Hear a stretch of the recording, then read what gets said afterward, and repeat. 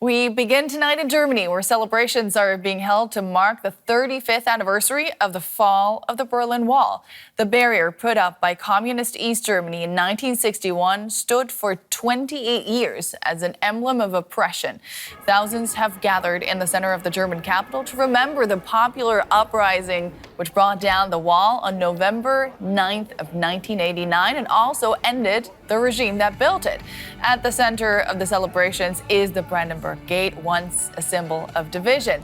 Now long since reunited, Germany is facing a difficult political and economic outlook.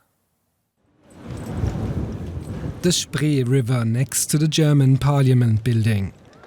A stretch of the river here was part of the deadly border between East and West Berlin, as an extension of the Berlin Wall. 35 years after the wall came down, this colorful installation of messages for peace was created to mark the anniversary.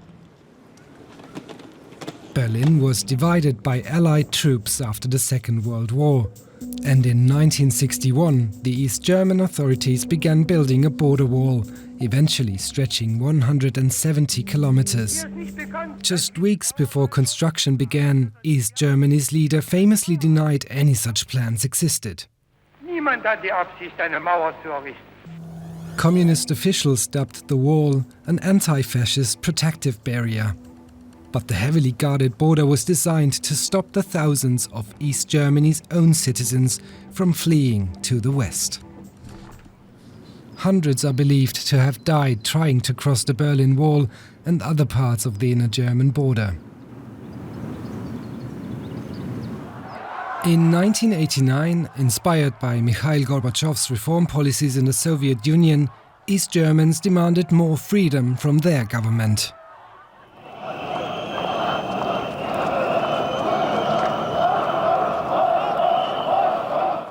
After weeks of protests, the East German government gave in, finally allowing their citizens to travel. In a historic move, on November 9, 1989, borders were opened. The Berlin Wall came down, and Germany was eventually reunified. This is one of the few crossing points that used to exist between East and West Berlin. Checkpoint Charlie in the city center, once separating the American sector in the west and Soviet-controlled East Berlin. Today, it is one of the city's most famous attractions. Here, the wall is gone.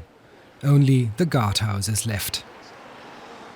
Elsewhere in the city, remnants of the wall remain.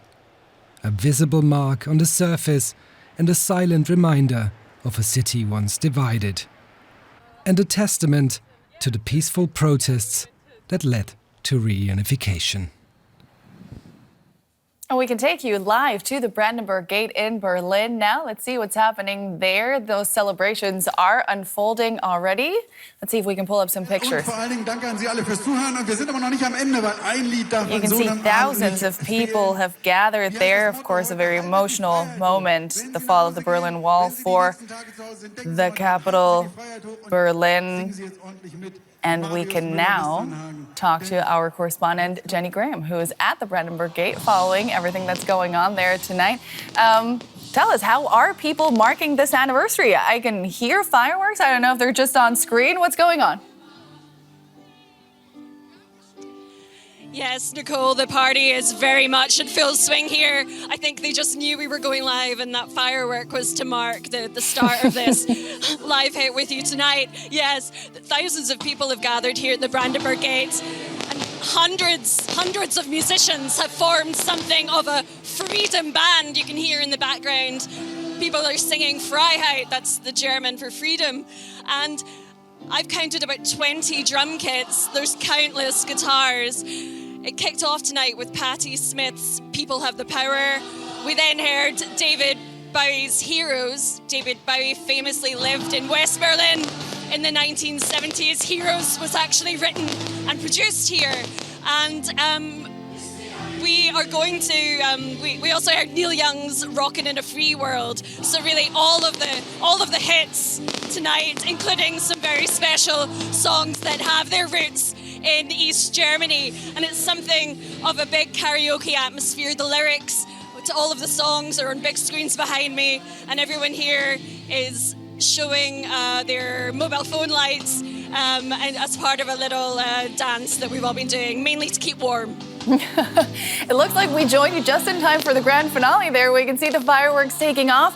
Now, celebrations today, that's all good and well, but 30 years on, is Germany truly united? Well, it's quite the week to ask that question. This week actually saw the collapse of the coalition government here in Germany. So we're going to be having a confidence vote in the government and the prospect of early elections on the cards. Elections were meant to be held in September of next year, but it's likely that they might take place in the spring. The opposition Conservatives here actually want them to take place as early as January. But when we talk about the political situation, that's how it looks on a national level. In Eastern Germany, we saw some state elections earlier this year where it was a sobering result really for the governing parties, and the far-right Alternative for Germany party and some populist parties made massive gains in those state votes. So really we'll see if that plays out at a national level when we go to the polls nationwide here. But really the feeling when the wall fell 35 years ago in the East was that many people were hopeful that the East would then kind of catch up with the Western states in terms of their economies. So really, we're going to see a decisive few months ahead for the whole of Germany. Maybe not a divided country, but definitely a polarized one. So I know that you were too young to have been there, but I have heard that you have a personal story about the fall of the wall. Would you care to share that with our viewers today? Yes, I am too young to have been there. I was actually born in 1990, a few months after the fall of the wall. But my uncle visited Berlin shortly after the wall fell, and he got a piece of the wall. He didn't have the tools himself to chip it off, but he got this piece from someone who did. Now, I realise it's not a unique thing to have a piece of the wall. Many people, not just on the night of the 9th of November, in the weeks and months that followed, many people came and took their little own piece of the wall. So yeah, it's a bit of a full circle moment for me to have been gifted that. It was actually my uncle that gifted that piece of the wall to my parents shortly before I was born. So yeah, a bit of a full circle moment for me reporting now 35 years on. A piece of history in your living room, and as you share personal history with this event somehow, now off and join the party. Thank you so much. Thank you.